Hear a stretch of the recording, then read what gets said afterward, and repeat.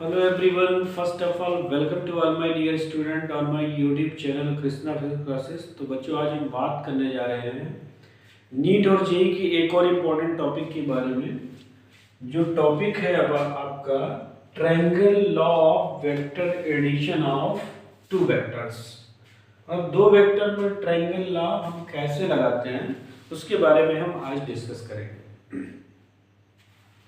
तो देखिए, जब हम बात करते थे एडिशन ऑफ टू वेक्टर्स, तो उसमें आपने पढ़ा था कि suppose that you are having a body, एक कोई बॉडी है, उस बॉडी पर क्या करते थे आप, फोर्स लगाते थे। तो एक फोर्स आप इस डायरेक्शन से लगाते थे, दूसरा फोर्स आपने इस डायरेक्शन से लगाया था। तो जब दो फोर्स आपने लगाए थे, एक इस डायरेक्शन से फोर्स लगाया था और एक इस डायरेक्शन से फोर्स लगाया था, तो इन दोनों के केस में बॉडी हमारी ना तो इधर जाती थी ना तो इधर जाती थी। बॉडी कहाँ जाती थी? बॉडी हमारी कुछ इस डायरेक्शन में शिफ्ट हो जाती थी। तो इसका मतलब है कि जो दो फोर्स हमने लगाए, एक F1 लगाया है, दूसरा F2 लगाया है, इन दोनों फोर्सेस की वजह से बॉडी हमारी क्या होती है, बीच में शिफ्ट हो जाती है। इस पे फोर्स, ये इसका जो डिस्प्लेसमेंट होता है वो सेंटर की तरफ होता है। तो इसका मतलब है, इससे ये क्लियर हो रहा है कि जब हम टोटल फोर्स की वैल्यू निकालेंगे तो वो वैल्यू क्या होगी, F1 प्लस F2 के इक्वल होना चाहिए। टोटल फोर्स की वैल्यू है वो F1 प्लस F2 के इक्वल होना चाहिए, जबकि वास्तव में ऐसा नहीं होता है। हमारा जो रिजल्टेंट फोर्स होता है वो कभी भी दो फोर्स के एडिशन के बराबर नहीं होता है। तो अब इसको वेक्टर लॉ से हम कैसे समझेंगे, वेक्टर के फॉर्म में एडिशन से, उसको हम आगे एक्सप्लेन करने जा रहे हैं। तो ये तो आपने पिछले लेक्चर में पढ़ा हुआ था। अब हम आज जो बात करेंगे वो triangle law of vector addition. Triangle का मतलब है, अब यहाँ पर थ्री फोर्सेस वर्क कर रहे हैं। मान लिया एक ये फोर्स है, एक ये फोर्स है, एक और हमने यहाँ फोर्स ले लिया, थ्री फोर्स ले लिया। अब उसके बीच में कोई एक रिजल्टेंट हमें लेना है, तो वो हमें दिखाना है, तो उसको हमें एक ट्रायंगल के फॉर्म में लेना है। तो देखिए बच्चों, किस तरीके से हम ट्रायंगल फॉर्म में लेंगे उसके बारे में आप एक्सप्लेनेशन हमें देना है। तो देखिएगा, सपोज दैट आप एक ये ए वेक्टर कंसीडर करते हैं, this is the A vector. अब इसके एक पैरेलल हमने दूसरा वेक्टर इस तरीके से ले लिया है। ये वेक्टर आपका कैसा है, बी वेक्टर है, ये बी वेक्टर है। ये हमने ए वेक्टर ले लिया है और दूसरा हमने ले लिया है बी वेक्टर। थोड़ा और बना दो, दूसरा हमने ये ले लिया है बी वेक्टर। ठीक, अब इन दोनों के केस में हमें क्या करना है, इन दोनों वेक्टरों को ऐसे जोड़ना है कि ये ट्रायंगल लॉ ऑफ एडिशन को फॉलो करे। तो देखिए, इसमें सिंपल सी बात है, बस करना क्या है आपको कि ये जो ए वेक्टर है, इस ए वेक्टर के हेड से बी वेक्टर के टेल को आपको जोड़ देना है। तो सिंपली केवल इस वेक्टर को यहाँ शिफ्ट कर देना है और कुछ नहीं करना है। तो आप सिंपली क्या किया आपने, एक ये तो वेक्टर पहले से बना हुआ था, इसमें इसके बी वेक्टर के टेल को ए वेक्टर के हेड से जोड़ दिया। तो इस तरीके से आपने जोड़ दिया। उसके जोड़ने के बाद अब आप इसमें देख रहे हैं कि इन दोनों में वेक्टर ए जो है आपका ये है, वेक्टर बी आपका ये है। इन दोनों में एक आपकी कंटिन्यूटी है। देखिए, दोनों की डायरेक्शन सेम हो रही है।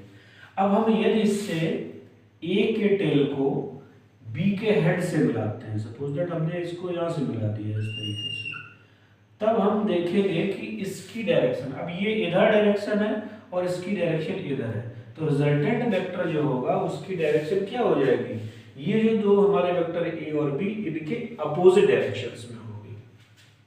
जो ए और बी वेक्टर हैं उनके अपोजिट डायरेक्शंस में ये जो हमारा रिजल्टेंट वेक्टर होगा इसकी डायरेक्शन होती है, इसकी, इस तरीके से। तो अब बच्चों इसमें करना क्या है कि यदि हम क्या करें, इस एंगल को और थोड़ा सा आगे बढ़ा दें, इस वेक्टर को, एंगल को नहीं, इस वेक्टर को, ये बी वेक्टर है हमारा, तो बी वेक्टर तो यहाँ लिख दीजिए, ये बी वेक्टर हो गया। यदि इस ए वेक्टर को और थोड़ा सा आगे बढ़ा दें तो आप देखेंगे कि इसको हम कंसिडर कर लें this is the angle theta, theta angle consider कर लें, और यहाँ से हम इसको मिला देते हैं व्हेन बी, इसको मिला देते हैं इस तरीके से।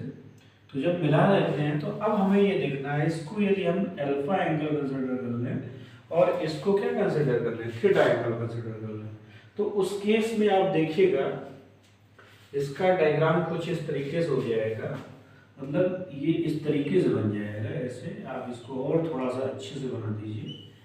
दिस वन, ये ए हो गया, ये बी हो गया, बी वेक्टर, इसको बी बोल दीजिए, दिस इज द बी हो जाएगा,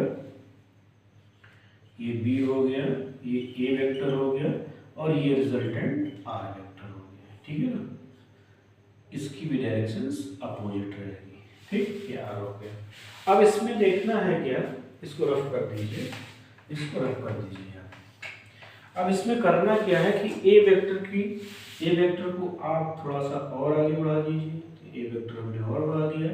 इस एंगल को यदि हम थीटा कंसिडर कर लें और इसको यहाँ से मिला दें, तो अब देखिएगा कि इसमें दो कंपोनेंट होंगे, बी वेक्टर के दो कंपोनेंट होंगे। एक तो हॉरिजॉन्टल कंपोनेंट होगा, हॉरिजॉन्टल कंपोनेंट में चूंकि होगा बी कॉस थीटा हो जाएगा, this is the horizontal component होगा।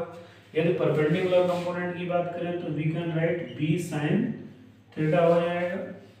और यदि हम वेक्टर ए और वेक्टर बी और रिजल्टेंट के बीच का एंगल यदि यहाँ पर अल्फा कंसिडर कर लें, suppose that it makes an angle alpha, तो यहाँ से अब हम क्या करेंगे, पूरे ट्रायंगल की बात करेंगे इस कंप्लीट ट्रायंगल में। तो ये जो आर ये टोटल कितना हो जाएगा, टोटल ये वैल्यू जो हो जाएगी उसको आप क्या लिख सकते हैं, इसको लिख सकते हैं ए प्लस बी कॉस थीटा बन जाएगा। इस ट्रायंगल के लिए टोटल जो ये वैल्यू हो जाएगी वो कितनी हो जाएगी, ए प्लस बी कॉस थीटा हो जाएगा। अब इसमें क्या करेंगे, ये पूरे ट्रायंगल में तो ये पूरा ट्रायंगल लेते हैं, तो इसमें पाइथागोरस थ्योरम अप्लाई कर देंगे। इसको कह दो A, this is the B and this is the C and D, इस तरीके से लिख दीजिए। तो अब इस ट्रायंगल में क्या होगा, hypotenuse square is equal to A B square is equal to होगा perpendicular square means BC square plus इसको हम कह सकते हैं AC square, we can write AC square, इस तरीके से मिल जाएगा।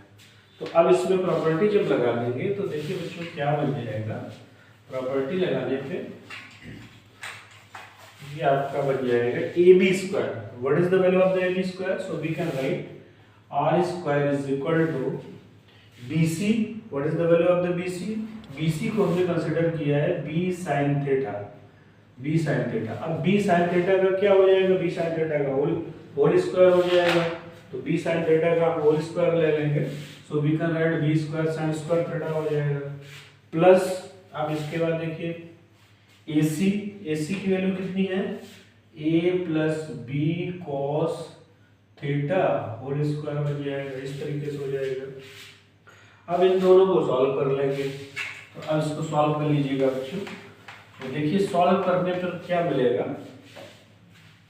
Are square is equal to B square, इसको लिख दीजिए B square sine square theta plus this is the formula of A plus B whole square, तो A square plus B square cos square theta plus 2ab, तो 2ab cos theta we can write, clear, इस तरीके से हो जाएगा।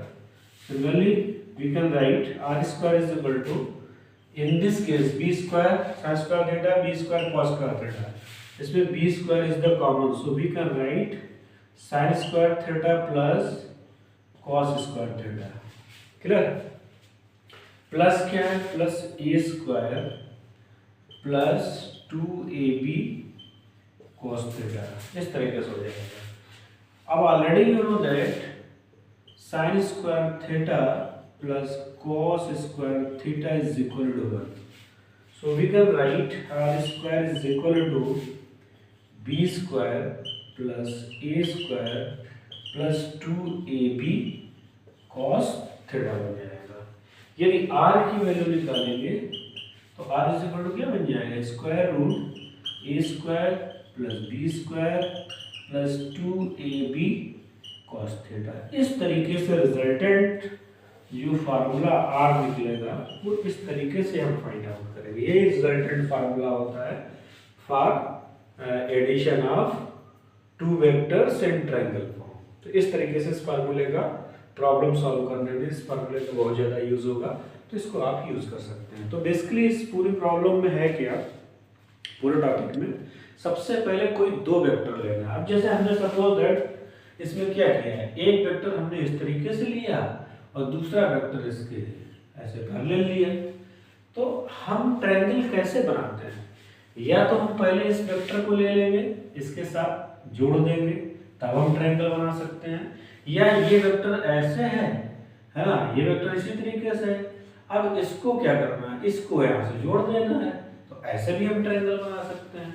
मतलब कोई भी मेथड से हम ट्रायंगल बना सकते हैं, बट इसमें कंडीशन ये है कि डायरेक्शन का विशेष ध्यान रखना है। यदि आपने डायरेक्शन गलत बना दी तो फिर आपका पूरा क्वेश्चन का जो मेथड है वो आपकी गलत हो जाएगी।